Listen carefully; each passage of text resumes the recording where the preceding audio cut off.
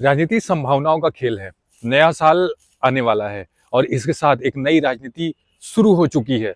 2024 के लोकसभा चुनाव का बिगुल फूंक चुका है और इसका एक सियासी घमासान बिहार से देखने को मिला है। एक तरफ जहां लल्लन सिंह के अध्यक्ष पद से इस्तीफा देते ही सीएम नीतीश कुमार ने मुख्यमंत्री रहते हुए अध्यक्ष पद की कुर्सी संभाल ली है और इसके साथ ये कयास लगाए जा रहे हैं कि क्या इंडिया गठबंधन में, जैसे कि पिछले कुछ चुनावों में इंडिया गठबंधन ने नीतीश कुमार पे ध्यान नहीं दिया, क्या ये उसी की सुगबुगाहट है? क्या उसी के लिए नीतीश कुमार ने अपना कुछ रुख बदल दिया है?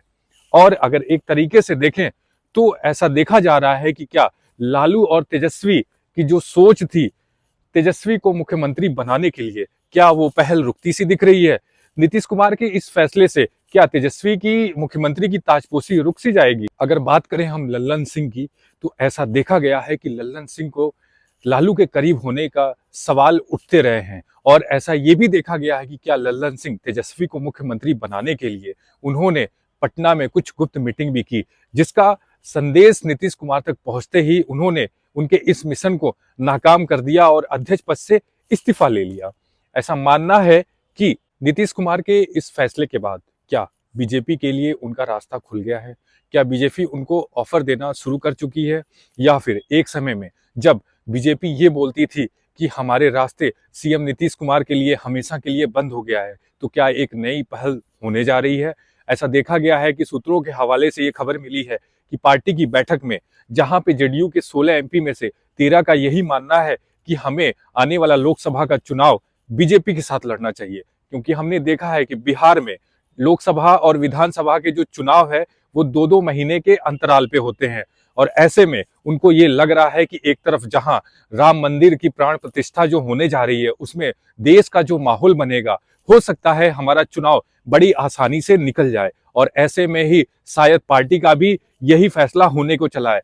इस सियासी घमासान का असर ब्यूरोक्रेसी पे भी देखा गया है। ये देखा गया है कि उनके बीच भी खलबली सी मची हुई है। हफ्तों से फाइलें आगे बढ़ना बंद हो चुकी हैं, कोई भी सरकारी काम नहीं हो रहा है और एक तरफ जहां ये कयास लगाए जा रहे हैं कि क्या शायद एनडीए के लिए नीतीश कुमार का रास्ता खुल गया है, तो इसी बीच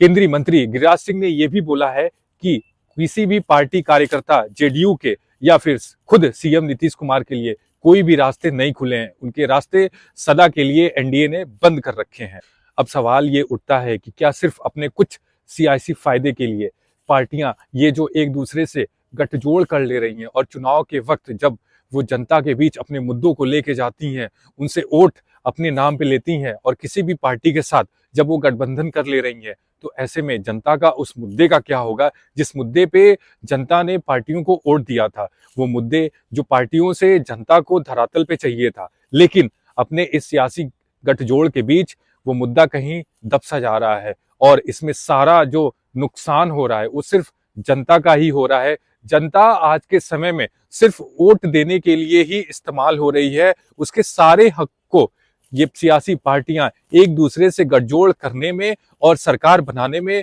हर जगह दबा दे रही हैं और राज्यों में सबसे आर्थिक तौर पर पिछड़ा राज्य है और यहाँ पे गरीबी, बेरोजगारी जैसी तमाम मुद्दे सिर पे खड़े हैं और ऐसे में अगर पार्टियां सिर्फ अपने सियासी फायदे के लिए एक दूसरे से गठजोड़ करती रहीं, तो जनता के जो वादे हैं, जो उनके मुद्दे हैं, वो इसी तरीके से पिसते रहेंगे और ऐसे में भला नहीं हो सकता। इसके साथ धन्यवाद।